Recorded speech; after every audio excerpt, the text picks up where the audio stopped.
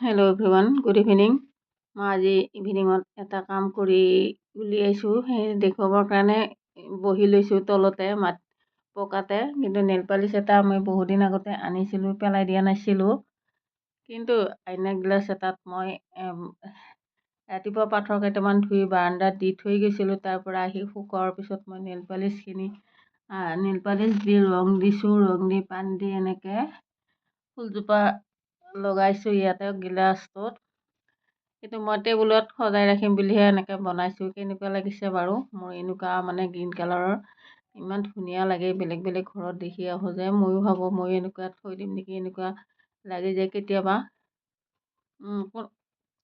আজি মই কিবা মনতে ভাবি আছিলোঁ, মই টেবুলত ৰাখিবৰ কাৰণে এডাল ফুল লগাব লাগিছিলে বুলি।